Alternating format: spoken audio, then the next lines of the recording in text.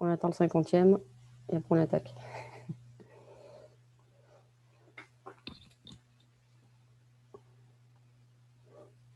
Le 50e ne va jamais arriver. Tout à l'heure, il a mis du temps à arriver.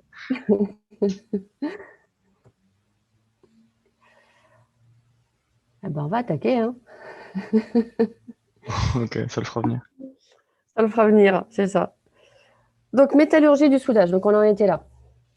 Donc, métallurgie du soudage. On a vu, on a révisé, hein, vous les aviez déjà fait hein, en OB, mais on a révisé 3 principaux procédés de soudage. Ça y est, on a les 50.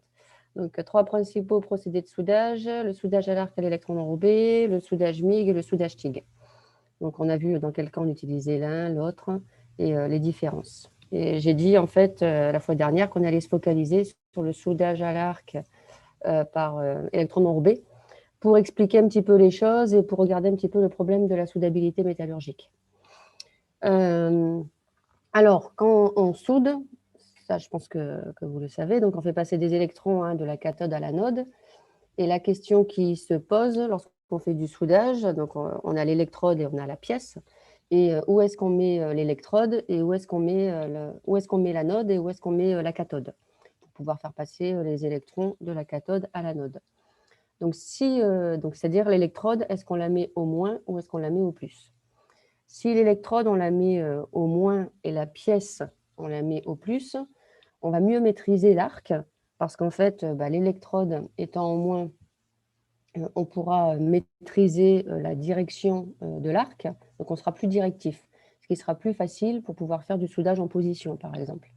Vous avez appris qu'il y avait le soudage à plat, il y avait le soudage plafond, donc soudage en corniche. Et donc, dès qu'on a du soudage en position, c'est-à-dire lorsqu'on n'est pas à plat, donc c'est toujours un petit peu plus compliqué pour souder parce qu'en fait, il y a l'effet gravité qu'il faut maîtriser. Donc, mettre l'électrode au moins et la pièce au plus, c'est mieux pour maîtriser l'arc. Il faut savoir que dans ce cas, la majorité de l'énergie, elle va être dissipée au niveau de la pièce, car les électrons ils vont aller de la cathode vers l'anode. Donc, la majorité de l'énergie est dissipée vers la pièce. Ce qui sera l'inverse, justement, quand on va inverser. Si on fait le contraire, donc ce cas-là, l'électrode au moins et la pièce au plus, c'est mieux pour maîtriser l'arc, parce qu'on est plus directif. Si on fait le contraire, ça veut dire que l'électrode va être au plus. Donc, l'électrode, elle sera plus chaude. Donc, ça va être mieux ça va faciliter la fusion des électrodes, donc des électrodes basiques, par exemple. L'électrode, elle va mieux s'amorcer parce qu'elle sera plus chaude. Mais dans ce cas-là, la majorité de l'énergie, elle est dissipée au niveau de l'électrode. Et donc, ça peut réduire la durée de vie de l'électrode. Donc, en gros, donc, cette deuxième manière, mettre l'électrode au plus, c'est mieux pour la fusion des électrodes. Mais c'est vrai qu'au niveau de la pratique du soudage, donc, il faut être quand même un soudeur professionnel. Ce n'est pas pour un soudeur du dimanche. Parce que ça veut dire que là, on est capable de maîtriser la directivité de l'arc. Donc voilà, la question qui se pose un petit peu, où est-ce qu'on met le plus, où est-ce qu'on met le moins. Donc c'est quelque chose voilà, qu'il faut avoir en tête. Donc ça, c'était une première chose. Ensuite, donc au niveau de l'arc, alors ce qu'on a, les petits schémas, ils modélisent tout simplement ici, donc ça va être l'arc, et la zone qui est autour, ça va être où se situe le gaz de protection.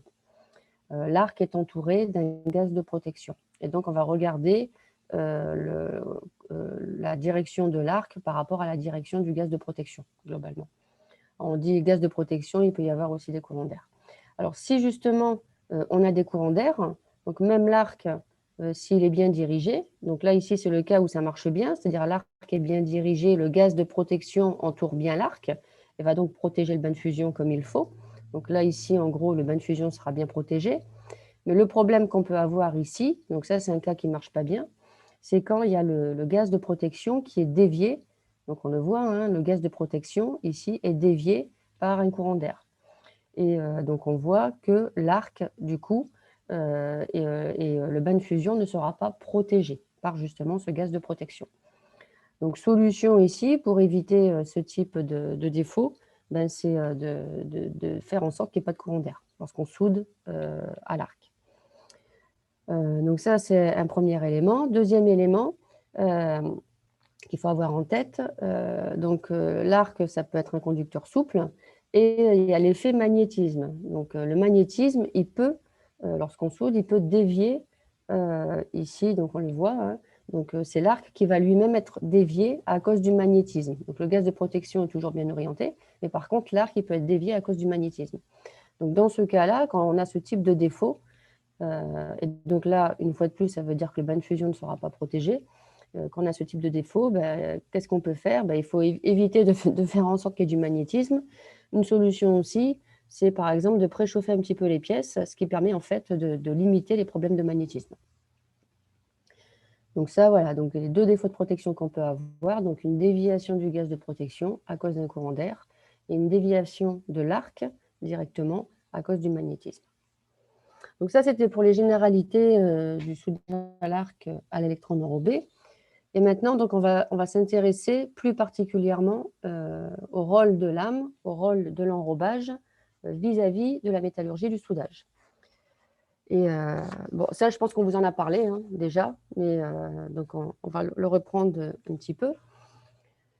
Donc, quand on soude à l'arc avec électrode enrobée, donc l'électrode, donc on l'a vu, hein, l'électrode ici, l'électrode enrobée, elle est constituée d'une âme et d'un enrobage. Donc, il y a deux fonctions.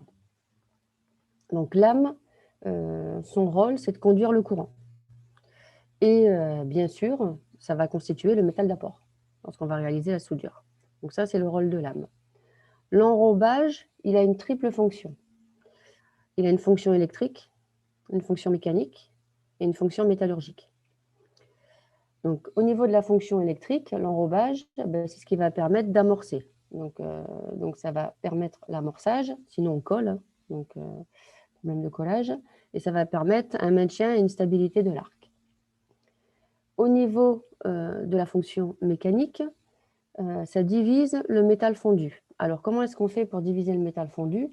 Division du métal fondu, ça veut dire que quand on soude, on fait en sorte d'avoir des gouttelettes. On ne veut pas avoir des grosses gouttes lorsqu'on soude, parce que si on a des grosses gouttes, on a un risque de collage. Donc, il faut qu'on ait des gouttelettes qui se déposent au niveau du bain de fusion. Comment est-ce que l'on fait cela?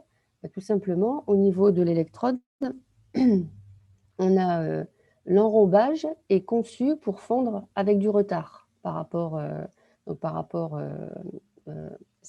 à l'intérieur en fait, de l'électrode.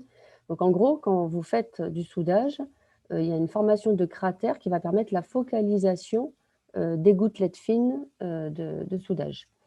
Donc, retenez bien, l'enrobage fond toujours avec du retard. Donc les électrodes sont bien conçues pour cela. Et les gouttelettes de lame vont être fines et elles doivent être séparées, comme on l'a dit, parce que sinon, il y a risque de court-circuit et il y a risque de collage. Donc, division du métal fondu. Donc, pour cela, en fait, l'enrobage fond avec du retard, ce qui permet une focalisation et qui influence bien sûr, du coup, la forme du cordon. Donc, il y a une influence sur la forme du cordon. Fonction métallurgique. Donc, la fonction métallurgique, c'est d'éviter le refroidissement rapide. Donc, l'enrobage, en fait, avec son gaz de protection, va permettre d'éviter un refroidissement rapide du cordon. Ça va protéger le métal fondu contre l'oxydation. Ça va faciliter le dégazage. Ça va scorifier les oxydes. Donc, ça va les amalgamer, en quelque sorte. Et ça va compenser les pertes. Mais madame, Oui. on n'avait pas dit que c'était que lors d'une trempe accidentelle, c'était l'acier refroidissait à l'acier? Oui. On va en parler. Ok. Donc là effectivement, on a des risques malgré tout. Même si on évite ici un refroidissement rapide, il faut quand même prendre des précautions pour… donc ça, c'est le rôle du gaz de protection, en quelque sorte. Mais malgré tout, il y a des risques de trempe. Donc, et on va voir comment on fait pour éviter les risques de trempe, faire en sorte que la structure martensitique n'apparaît pas. On va en parler. Ok. Donc, rôle essentiel qui est tenu par le laitier. Donc, le laitier, hein, c'est en fait, globalement, c'est plus léger que l'acier. Ça va surnager lorsqu'on soude. Et vous le savez, hein, le laitier, en fait, c'est ce qu'il va falloir enlever. Une fois qu'on a réalisé la soudure, on l'enlève. Il y a un nécessaire de piquage et de brossage justement pour enlever le laitier. parce qu'en fait, c'est une source de défaut. Il ne faut pas l'oublier, hein, le laitier, c'est une source de défaut. Et donc, on ne doit, c'est écrit, il faut l'enlever quand il est froid. Oui, j'ai oublié de le dire, quand il est froid, quand on est revenu à température ambiante. Donc, c'est ce qu'on est en train de voir ici, hein. Donc, on supprime le laitier. Vous avez déjà soudé, hein, on est d'accord? Vous avez Oui, fait les TP soudage? OK. oui, oui. Donc, enlever le laitier, vous savez ce que c'est. Oui, je sais pas si tout le monde les a fait, mais en tout cas. D'accord. Bon, si c'est fait ou ça va être fait, mais bon, ça vous parle. Et donc, quand on fait du soudage multipasse, par exemple, on est obligé d'enlever le laitier à chaque passe. Donc, il faut l'avoir en tête, ça. Vous, alors je ne sais pas si vous n'avez certainement pas fait du multipasse, vous avez fait du monopasse, mais quand on fait du soudage multipasse ou dans un chanfrein, quand on a une soudure épaisse, par exemple de 40 mm, évidemment, on va devoir utiliser différentes passes de soudage. Et là, à chaque passe, une fois qu'on a déposé chaque passe, il faut enlever le laitier avant de pouvoir déposer la prochaine. Hop. Donc là, on a vu les fonctions principales de l'âme et de l'enrobage. Et on retient bien en fait que le laitier, qui reste après soudage et qui contient beaucoup de défauts, il faut le supprimer pour avoir une soudure saine. Alors, choix de l'enrobage. Donc là, on va regarder un petit peu comment est-ce qu'on fait pour choisir une électrode et les différents types d'électrodes qui existent. Donc, les critères essentiels, c'est l'arc, il faut qu'il soit stable, l'aspect de la soudure et surtout, pour ce qui nous intéresse, les propriétés mécaniques. Parce qu'en fait, on est dans le domaine de la mécanique, donc l'objectif quand même, c'est la soudure, elle doit assembler, donc elle a un rôle d'assemblage, mais il faut que celle-ci soit également résistante.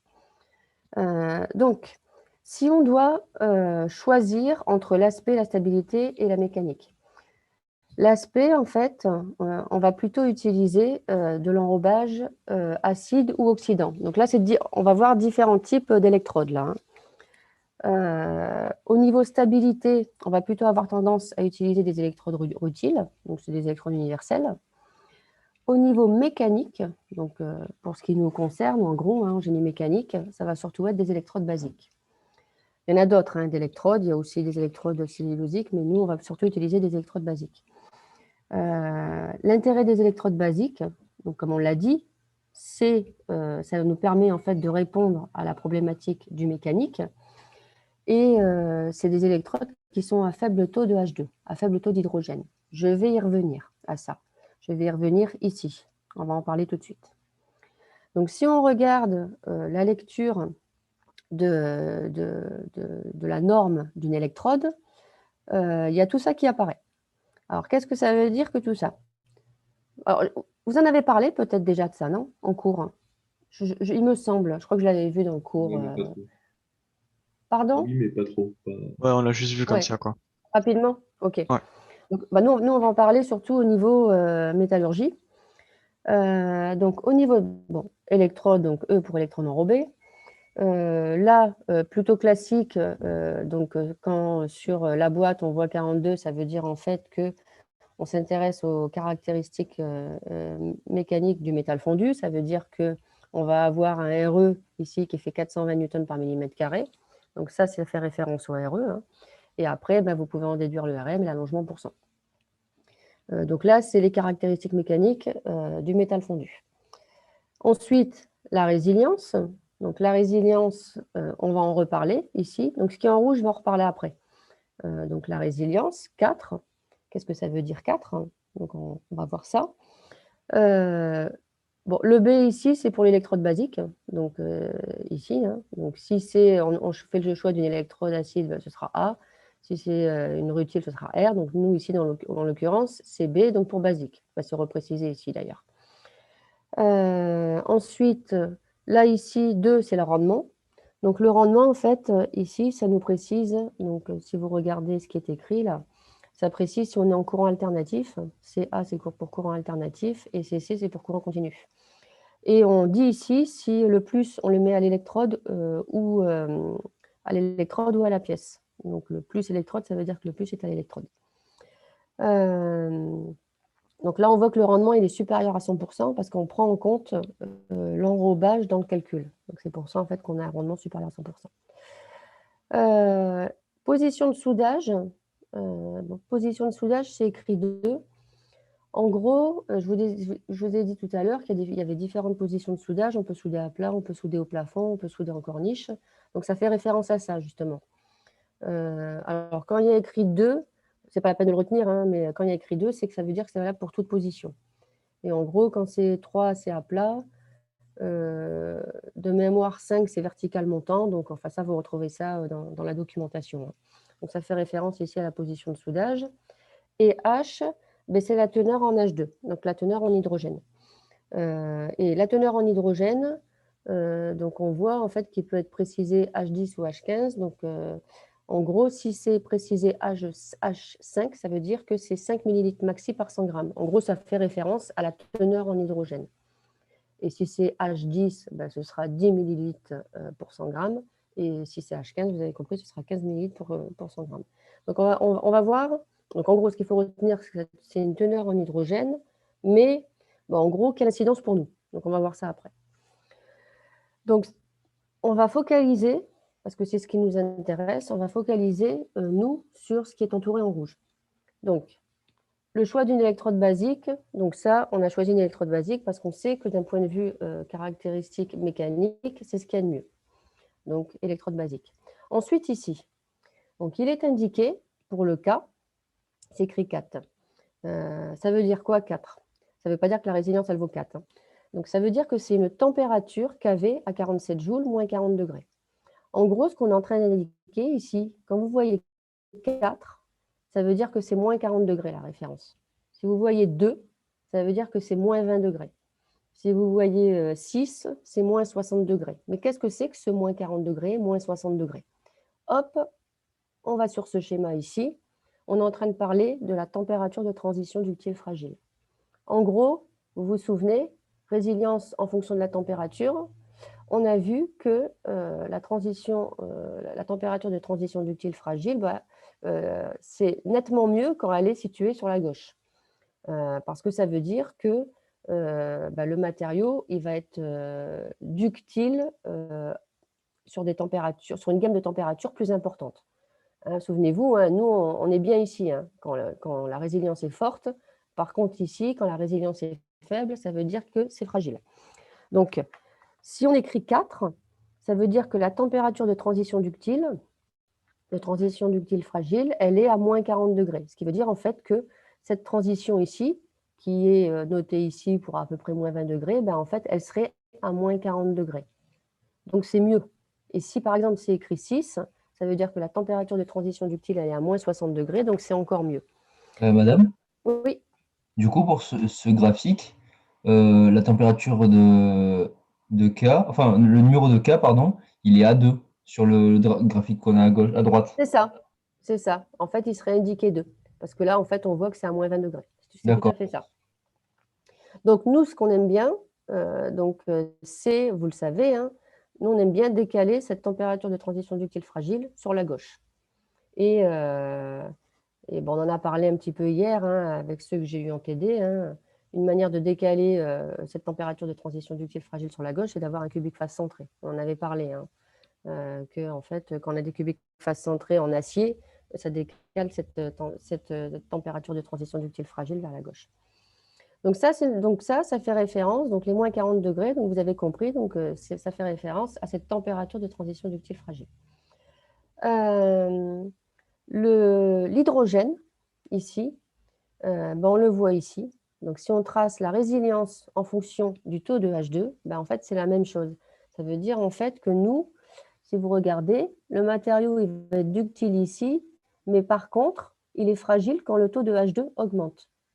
Conclusion, on ne veut pas avoir un taux de H2 qui soit grand lorsqu'on fait du soudage. Donc, il faut limiter cette présence de taux d'hydrogène lorsqu'on fait du soudage. Parce que sinon, on va avoir un matériau qui va être fragile. Donc, nous, on veut travailler ici. On veut travailler dans ce domaine. Et justement, donc là, on voit ici, c'est la teneur en H2, c'est-à-dire, en gros, ça permet de voir si on a un taux de H2 qui va être important ou un taux de H2 qui va être faible. Et bien sûr, donc, H5, ça veut dire qu'on va avoir un taux de H2 qui va être faible.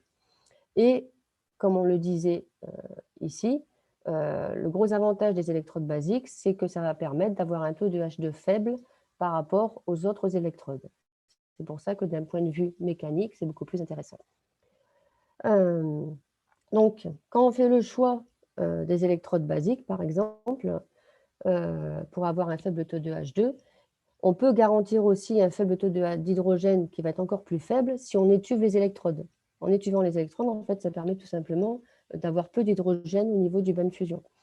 Et donc, on le voit ici, hein, donc les électrodes, on peut avoir des étuves portatives, des étuves de stockage qui vont permettre justement de préchauffer les électrodes pour justement éliminer ce taux de H2. Donc l'étuvage, hein, pour les électrodes basiques, il est quasiment obligatoire. Donc justement pour limiter le taux de H2 dans la soudure. Ok, donc ce qui était important de relever ici, hein, c'est vraiment ça, hein, c'est la résilience. Donc en fait, cette transition de température ductile, cette température de transition ductile fragile, que l'on veut ici le plus possible orienter vers la gauche. Et là ici, on sait que si on travaille avec un taux de H2 qui est important, lorsqu'on réalise du soudage, c'est pas bon. Ça va rendre fragile la soudure, et donc d'un point de vue caractéristique mécanique, c'est pas bon. Voilà, je crois qu'on a fait le tour pour le choix d'une électrode. Alors, l'analyse métallurgique du soudage. Alors, souvenez-vous, donc ça vous connaissez, hein, normalement. Donc, si on reprend ici le tracé, donc vous le savez, hein, ici, donc ça c'est la limite à 0,85% de carbone, donc c'est le tectoïde. Donc si on redonne les domaines, ici on est dans un domaine ferrite plus perlite, ici on est dans un domaine ferrite plus austénite, ici on est dans un domaine austénitique. Ici, austénite plus liquide, et ensuite on a le liquide. Pourcentage de carbone, ça je ne vais pas vous l'apprendre. Donc si par exemple on fait un choix d'un acier hypotectoïde, donc c'est ce qui est tracé ici, donc on fait le choix d'un acier hypotectoïde, donc par exemple ici ça pourrait correspondre à un C45. Donc ce C45, donc lorsqu'on va le chauffer, donc lorsqu'on fait du soudage, hein, on chauffe l'acier, hein. Donc lorsqu'on va le chauffer, on va passer, donc il va y avoir de la ferrite et de la perlite, de la ferrite plus de l'austénite et de l'austénite. On passe 2 points de transformation, la température AC1 et la température AC3. Donc si on regarde ce qui se passe au niveau de la soudure. Donc là, ici, on a représenté une coupe de soudure, et donc on va regarder justement les structures qui apparaissent au niveau de la soudure. Donc si par exemple, je démarre de ce point ici, et je vais jusqu'à la température AC1, donc c'est-à-dire c'est à peu près 720 degrés. Donc si je suis sur cette première tranche, donc entre la température ambiante et la température AC1, si je projette l'information ici, hop, j'ai ce domaine-là, et je suis dans un domaine ferrite plus perlite. OK, donc mon petit segment ici, entre 20 degrés et AC1, c'est le domaine ferrite plus perlite que je retrouve ici, ferrite plus perlite. Si je continue, mon petit segment qui suit ici, donc entre AC1 et AC3, en gros, si je projette l'information, je suis dans le domaine ferrite plus austénite. OK. Si je continue, donc là ici, j'ai le domaine ferrite plus austénite, donc je sors du domaine ferrite plus austénite. Donc quand je suis supérieur à AC3, j'ai mon domaine austénitique. Donc là ici, j'ai de l'austénite. Regardez ici, j'ai que de l'austénite dans ce domaine-là. Si je continue encore, j'ai une petite portion ici où je suis dans le domaine austénite plus liquide.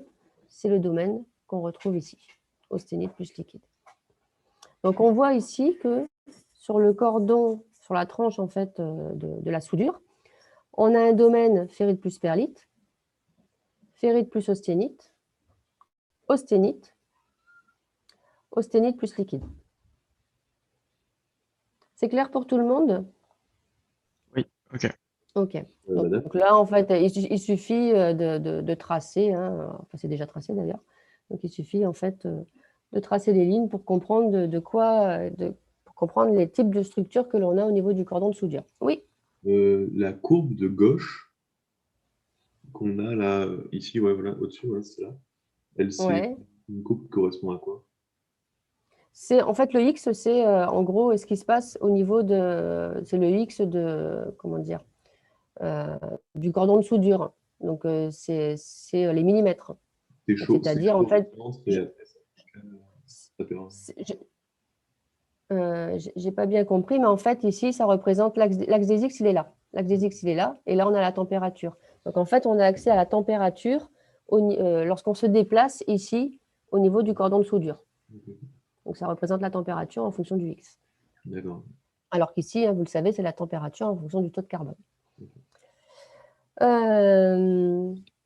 Donc ici, on fait le choix. Alors, les vrais isothermes sont un petit peu plus compliqués que ça, hein, mais globalement, donc à partir de ça, voici ce qu'on obtient.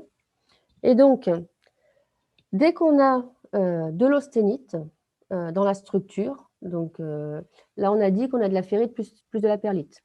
Là, ici, on a de la ferrite plus de l'austénite, austénite plus liquide. Ça, en fait, la structure où il y a de l'austénite, on va appeler ça l'azate. Dès qu'on a de l'austénite qui est présente, on appelle ça de la zone affectée thermiquement. Donc, ça s'appelle l'azate. Ici, le domaine ferrite plus perlite, c'est le métal de base. Ça veut dire que lui, en fait, il n'est pas affecté, il n'y a pas d'austénite. Donc, c'est le métal de base non affecté. Donc, métal de base non affecté, zone affectée thermiquement. Et ici, le domaine central, c'est la zone fondue. Donc, une soudure est représentée par 3 zones, le métal de base non affecté, la zone affectée thermiquement, la zone fondue. On aura compris ici que la zone affectée thermiquement, c'est là où il y a de l'austénite. Pourquoi on focalise sur cette zone en soudage? Parce qu'on le sait, s'il y a de l'austénite, quel est le problème? Ça va trempe. tremper? Voilà, c'est là en fait où on a des risques de trempe. Dès qu'on a de l'austénite, c'est là où il y a un risque de trempe. Donc c'est pour ça en fait qu'en soudage, on focalise souvent sur cette zone affectée thermiquement. Alors, justement, donc la zone, donc on va définir les différentes zones avant de travailler sur la zone affectée thermiquement. Donc le métal de base non affecté, bon, il n'y a pas de transformation à craindre puisqu'il n'y a pas d'austénite. Et ce qu'on peut avoir, c'est des contraintes de dilatation et de rétrain. Bon, parce qu'il ne faut pas oublier qu'on soude, hein, donc on part de la température ambiante, on monte à une température très haute. Et donc, comme on soude, il peut y avoir des contraintes de dilatation rétrain. Mais sinon, rien d'autre à déclarer pour le métal de base non affecté. La zone fondue, donc c'est un mélange entre le métal de base et le métal d'apport. Selon le taux de dilution, on peut prévoir sa composition chimique. Et donc là, on a un exemple de zone fondue. Donc ici et ici, on a un exemple de zone fondue. Et on voit en fait qu'on peut avoir des structures orientées. Donc en fait, ce que vous voyez ici, mais ce que vous voyez ici aussi, on le verra peut-être mieux si on zoome. Hop. Donc on a des grains ici qui sont orientés dans la structure. Donc là, on voit des grains, donc des grains dendritiques. Et ces grains, ils sont orientés, ça veut dire en fait que la structure, elle n'est pas isotrope, mais elle est bien anisotrope. Donc on peut avoir des différences de caractéristiques mécaniques ici au niveau de la zone fondue. Donc, il peut y avoir de l'anisotropie en mécanique. Et si on fait un contrôle, donc on peut avoir des défauts aussi, on en parlera après. Et si on fait un contrôle ultrasonore de cette zone fondue, ce sera vrai aussi pour la zone affectée thermiquement, les ultrasons, par exemple, sont influencés par la direction des grains que l'on a dans la soudure. Et donc, ça peut générer des déviations de faisceaux ultrasonores, des divisions de faisceaux ultrasonores. Donc, c'est quelque chose en fait qu'on étudie lorsqu'on fait du contrôle par ultrason. Donc, quand je vous dis qu'il y a toujours un fort lien entre la science des matériaux et aussi le contrôle, on le voit une fois de plus ici, c'est que l'orientation des grains dans la soudure va avoir un impact sur le contrôle ultrasonore que l'on va faire. Alors, pour les problèmes de fissuration, là ici, dans la zone fondue, le problème qu'on peut avoir, c'est de la fissuration à chaud. Alors pourquoi on dit fissuration à chaud? Parce que cette fissuration va apparaître vers 1000 degrés. Et c'est aussi pour l'opposer par rapport à la fissuration à froid. La fissuration à froid, On en parlera après, mais c'est sur une température beaucoup plus basse. Donc, fissuration à chaud vers 1000 degrés. Alors, pourquoi il y a un déchirement ici de la pièce dans la zone fondue? Qu'est-ce qui se passe? Alors, ça peut être dû à plusieurs choses. Donc, ça peut être dû à un fort bridage des pièces. Donc, alors, quand vous soudez, il y a une dilatation de la pièce, forcément, puisqu'en fait, vous augmentez sa température globale. Quand vous êtes dans la phase de refroidissement de cette pièce, donc vers 1000 degrés, quand vous commencez à refroidir, il y a un phénomène de rétreint. Et le problème, en fait, quand il y a le phénomène de rétreint, c'est que c'est la zone fondue qui prend. Donc, c'est directement cette zone fondue qui va prendre, parce que dans cette zone fondue, on va avoir, par exemple, du soufre et du phosphore, dû à la composition de l'acier. Hein.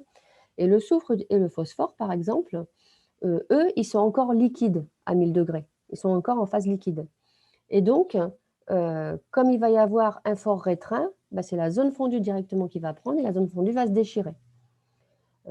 Justement parce que ces particules de soufre et de phosphore sont encore en phase liquide, alors qu'on est en train d'être en phase de rétreint pour la zone fondue. Donc, une solution, on le verra après, c'est tout simplement faire en sorte qu'il n'y ait pas trop de soufre et de phosphore dans l'acier. Ça, c'est une possibilité. Ce qu'on peut faire aussi, c'est faire en sorte que le volume du bain de fusion ne soit pas trop grand. Parce que donc, ça fait partie aussi des risques. Quand on a un grand volume de bain de fusion, forcément, on a plus de chances de déchirer cette zone fondue. Donc, je répète, ici, le souci, c'est le problème du bridage qui génère donc un rétreint de la zone fondue. Or, comme on a encore les particules de soufre et de phosphore qui sont à l'état liquide, vers 1000 degrés, ça provoque au refroidissement un déchirement de la zone fondue. Alors, solution, retarder le bridage au maximum. Comme je disais, utiliser des aciers à basse teneur en soufre et en phosphore. Donc ça, c'est une possibilité. Hein. Autre solution aussi, c'est pour éviter d'avoir des grands volumes de bain de fusion, c'est utiliser du soudage multipasse. Ou du soudage, donc BE, c'est par bombardement d'électrons, donc ce qui permet en fait d'avoir des bains de fusion plus petits. Alors, on focalise ici sur la fissuration à froid, parce qu'on le sait, quand on fait du contrôle, la fissuration, elle n'est pas admissible. Donc, c'est un défaut qui est plan.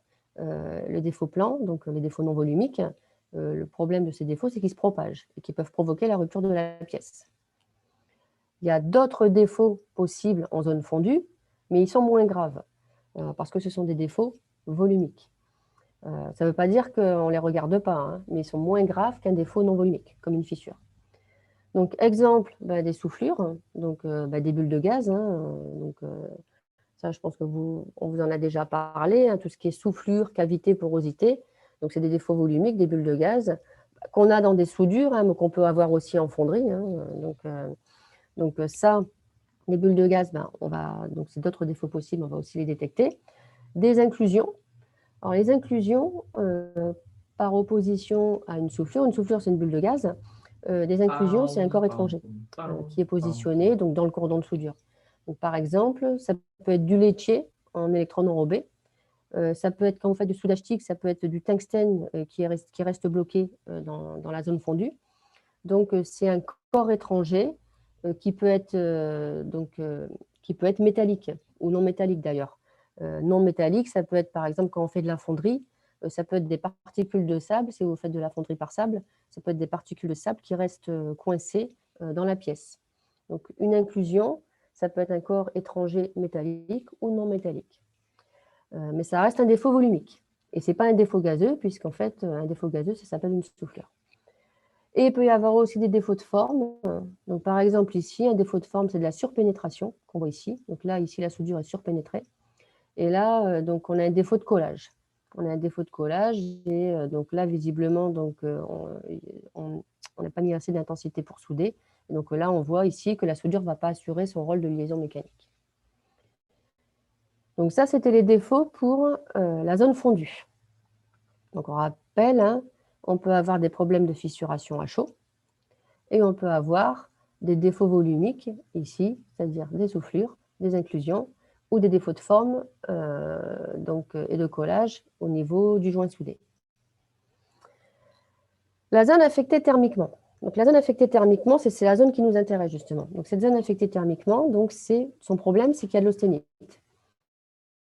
Et comme il y a de l'austénite, l'austénite, elle est susceptible de se transformer métallurgiquement. Donc, on va distinguer deux cas, un cas où il y a trempe et un cas où il n'y a pas trempe. Donc, je ne reviens pas là-dessus, mais c'est le problème qu'on avait évoqué. Et on s'en souvient, quand on a l'austénite qui se transforme, l'austénite peut se transformer en martensite suite à un refroidissement rapide ou peut se transformer ici en ferrite perlite si on a un refroidissement lent. Donc la logique reste la même dans le cas du soudage, sauf qu'on ne va pas utiliser ce qu'on appelle des courbes TRC, mais on va utiliser des courbes TRCS. Donc c'est des courbes TRC pour le soudage. On va en parler justement, on fera un TD là-dessus. Alors, premier cas où il n'y a pas trempe. Donc là, ça veut dire en fait qu'on va regarder l'austénite, mais on va voir que le refroidissement n'est pas suffisamment rapide pour faire apparaître la structure martensitique. Mais ça génère quand même des soucis. C'est pour ça qu'on en parle. Donc, s'il n'y a pas trempe, ça veut dire en fait qu'on n'est pas passé ici dans la structure martensitique. Alors, je dis toujours martensite, mais vous le savez, on peut avoir aussi de la bénite. Donc, martensite et ou bénite. Donc là, il n'y a pas trempe. Donc, ça veut dire qu'on est passé ici sur la droite. Donc, on a une structure ferrite plus perlite. Donc, c'est ce qui est tracé ici. On passe ici sur la droite. Donc, on a eu un refroidissement lent. On n'a pas eu un refroidissement suffisamment rapide pour avoir la trempe, mais on a un refroidissement lent. Donc, on pourrait se dire, il n'y a pas de problème, puisqu'on ne trempe pas la structure. Donc, tout va bien. Mais il y a un souci au niveau de la taille du grain. Parce que là, on fait grossir le grain. Donc, on le voit ici.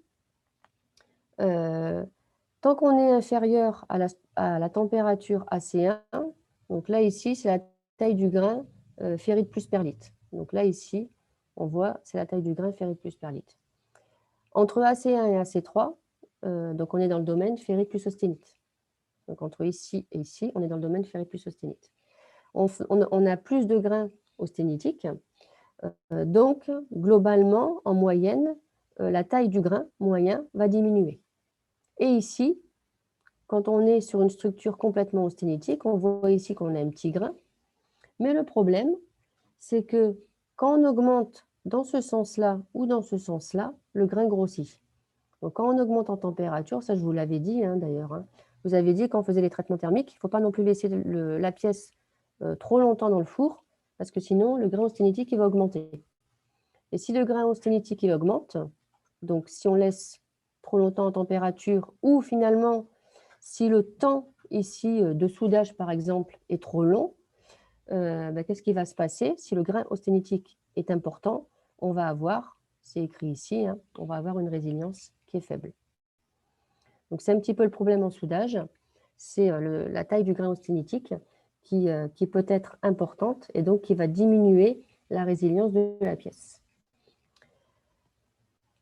Donc voilà ce que ça donne au niveau de la structure. Donc là, on voit ici, on est dans la structure, donc on est dans le métal de base non affecté, donc on est dans la structure ferrite plus perlite. Donc ferrite plus perlite, donc on a une certaine résilience, taille de grain importante, enfin normale, on va dire. Ici, on est dans une structure ferrite plus austénite, et là, ici, on est dans une structure austénitique. Donc en fait, ici, on est dans la ZAT, la zone affectée thermiquement. Donc ferrite plus austénite, et ici, austénite. Et comme on l'a dit, le problème, c'est que on ne veut pas avoir une taille de grain qui soit trop importante parce que sinon la résilience va diminuer. Et après, donc, dans la zone fondue, on est en train de regarder la zone affectée thermiquement. Donc la zone fondue, on en a déjà parlé. Donc ici, la dimension ici de K est importante. Donc, on voit ici que la résilience est très faible. Le K est tout petit. Donc, dans cette zone-là, la résilience est faible parce que la taille du grain est gros. Ici, c'est la résilience en fait, du métal de base. Et ici, donc, on a de la ferrite plus de l'austénite, donc la résilience est intéressante. Mais le problème, en fait, il est là. C'est qu'on a une résilience qui est très faible due à la taille de grain austénitique. Donc, en résumé, les problèmes, on a une résilience qui est faible, et il ne faut pas oublier, hein, on a toujours des contraintes internes qui peuvent être dues au problème de dilatation rétreint, parce qu'on fait du soudage. Alors, première solution, on ne fait rien. Donc, c'est possible parce que ça veut dire qu'on a montré, d'un point de vue essai mécanique, que la taille de grain qu'on obtenait n'était pas préjudiciable vis-à-vis des caractéristiques mécaniques de la pièce avec sa soudure. Donc, c'est possible. Hein, ça veut dire que les conditions de température qui sont utilisées, le type d'acier qui est utilisé, nous conduit à une taille de grain acceptable. Donc, on ne fait rien. Deuxième possibilité, on peut faire un détentionnement à 300 degrés. Donc, un détentionnement, alors on ne dit pas que c'est un recuit, on ne dit pas que c'est une trempe, parce qu'on ne peut pas dire que c'est un recuit parce qu'on n'est pas assez haut en température, parce qu'on est à 300 degrés, et ce n'est pas un revenu parce qu'il n'y a pas eu trempe. Donc, du coup, on appelle ça un détentionnement. Donc, un détentionnement à 300 degrés, donc ça va supprimer les contraintes, donc ça va régler ce problème-là, les contraintes internes, et par contre, ça ne va rien changer au niveau de la résilience, parce que on n'est pas monté assez haut en température pour pouvoir redonner de la résilience à la pièce. On le sait, hein, pour pouvoir redonner de la résilience à la pièce, qu'est-ce qu'il faut faire? Un recuit. Et donc là, justement, on va faire un recuit de régénération. Donc, 3 possibilités. On ne fait rien, parce qu'on a montré en fait que c'était acceptable. Deuxièmement, on fait un détentionnement. Donc, le détentionnement à 300 degrés va nous permettre de supprimer les contraintes, mais par contre, ça ne va pas régler le problème de la taille du grain. La résilience va être inchangée. Troisième cas, on fait un recuit de régénération, ce qui va permettre en fait de résoudre les problèmes de taille de grain au niveau de la zone affectée thermiquement. Donc ça, c'était le cas où il n'y a pas trempe. Donc c'est le cas le plus simple au final. Donc là, on devait résoudre les problèmes de taille de grain. Donc on a vu la solution, globalement, un détentionnement et un recuit de régénération. Cas où il y a trempe. Donc le cas où il y a trempe, vous le savez, c'est parce qu'il y a eu un refroidissement trop rapide pour l'acier. Et je ne veux pas revenir là-dessus, hein, donc ça on en a déjà parlé, et puis surtout je n'ai pas le temps. Je vois qu'il est déjà 9h46. Donc il y a trempe, ça veut dire qu'on fait apparaître la structure martensite et ou bénitique, ce qu'on voit ici. Donc ça veut dire qu'on a une structure dure et fragile. En plus de cette structure dure et fragile, on a des contraintes qui apparaissent dans la pièce, donc toujours les contraintes de dilatation rétreint, mais aussi les contraintes de transformation, parce que l'austenite est transformée en martensite. Et donc, vous le savez, transformation de l'austenite en martensite, variation de volume, donc contrainte. On peut rajouter, si on veut mettre tous les problèmes que l'on peut avoir, on peut rajouter la présence d'hydrogène. Donc, la présence d'hydrogène, qui va diminuer la résilience de la pièce, donc ça va être piégé dans les dislocations, donc ça va diminuer la résilience de la pièce, un fort bridage, et éventuellement des défauts métallurgiques dans la pièce, qui vont pouvoir entraîner des fissurations. Donc en résumé, pour les problèmes lorsqu'il y a un souci de trempe, on a les problèmes de martensite, on peut avoir un taux d'hydrogène présent dans les dislocations, et donc ça va réduire la résilience de la pièce, et on peut avoir un état de contrainte important. Donc tout ceci peut générer un phénomène de fissuration à froid. Le problème de la fissuration à froid, c'est que, je vais passer vite, le problème de la fissuration à froid, c'est qu'elle peut apparaître 24 heures après qu'on ait réalisé la soudure. Donc c'est un petit peu le souci, c'est que la fissuration, elle peut être différée. Et donc, il faut régler ces problèmes de risque de fissuration à froid. Donc, par opposition à la fissuration à chaud, la fissuration à froid, la fissuration à chaud, c'était 1000 degrés, la fissuration à froid, c'est plutôt 300 degrés. Vous vous souvenez, c'est autour du MS, donc le martensite start. Donc, c'est autour de 300 degrés. Alors, pour ces risques de fissuration à froid, premier cas, d'ailleurs, on peut directement dire le deuxième cas, problème, il y a fissure, en gros, la fissuration à froid est apparue, trop tard. Donc, ça veut dire que là, on ne peut plus rien faire. Donc, ça veut dire qu'il faut vraiment agir en amont. Il faut faire en sorte qu'il n'y ait pas de fissuration à froid. Donc, cas où on peut encore intervenir. Donc, la fissuration à froid, donc on redonne ces problèmes. Martensite dur et fragile, donc la structure martensitique est apparue. Résilience faible à cause du taux d'hydrogène. Contrainte interne de dilatation au rétrin. Contrainte interne due à la transformation de l'austenite en martensite. Et une fois de plus, la présence d'hydrogène. Donc, premier cas, rien. On ne fait rien. Ce n'est pas possible. Là, en fait, on est obligé de faire quelque chose. Parce que si on ne fait rien, il y aura forcément fissuration. Une possibilité, on fait un traitement thermique de revenu. Donc, un revenu vers 300-400 degrés. Donc, ce revenu va supprimer les contraintes. Donc, ça, c'est bien pour les contraintes internes de dilatation rétrin et les contraintes internes de transformation. Donc, ça va supprimer les contraintes. Bon, la résilience, ça sera en moyenne. Et l'hydrogène va pouvoir s'échapper. Donc, le revenu, finalement, donc, il n'est pas si mal puisqu'il va nous permettre de résoudre certains problèmes. Par contre, il ne nous permet pas de résoudre le problème de la résilience. Pourquoi? Parce qu'on n'est pas assez haut en température. 300-400 degrés, on le sait, pour la résilience.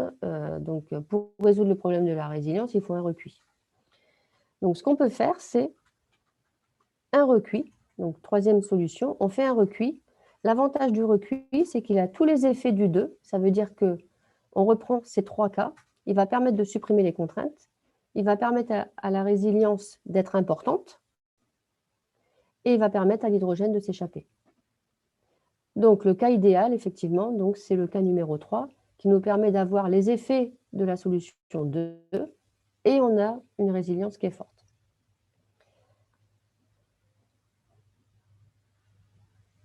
Donc, il est important, pour les problèmes de fissuration à froid, donc si on peut faire le traitement thermique de recuit, ok, il n'y a pas de souci.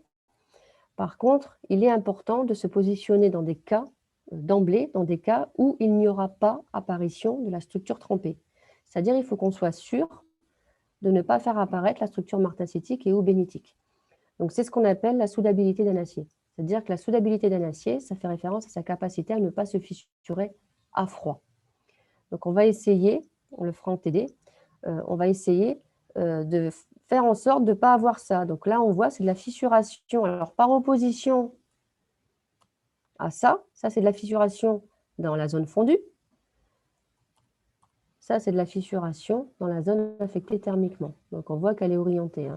Donc, on va faire en sorte de regarder comment est-ce qu'on peut faire pour être sûr de ne pas faire apparaître de la fissuration dans la zone affectée thermiquement. Donc, c'est ce qu'on appelle la soudabilité métallurgique. Comment est-ce qu'on va faire ça? Alors, parce que ça peut conduire à ça. C'est des photos que je vous ai déjà montrées. Donc, les problèmes de fissuration à froid, c'est ça. Comment est-ce qu'on va faire? Donc, ça, c'est ce qu'on fera en TD. On va utiliser 2 méthodes. Donc, on va utiliser la méthode du carbone équivalent. Donc ça, vous l'avez dans le polycope. Donc, la méthode du carbone équivalent qui va nous permettre de voir quelles conditions on peut utiliser pour éviter les problèmes de fissuration à froid. Et on va compléter par la méthode ATS-OTUA. Donc, la méthode ATS-OTUA, je vais juste vous montrer la BAC. Donc, la méthode ATS-OTUA, voilà. Donc, en fait, la méthode ATS-OTUA, on va utiliser un ABAC. Donc, il faudra vraiment être prendre votre poly quand on fera le TD, parce qu'on va utiliser cet ABAC et on va voir qu'il y a des possibilités en utilisant un ABAC. Il y a des possibilités qui vont nous permettre de choisir des paramètres de soudage pour éviter les phénomènes de trempe. Notamment, notre objectif, ce sera de faire en sorte que le refroidissement de la pièce, au final, ne soit pas trop rapide. Parce qu'on le sait, si le refroidissement est rapide, c'est dans ces conditions-là que l'on fait apparaître une structure trempée, c'est-à-dire qu'on fait apparaître la structure martensite et ou bénite.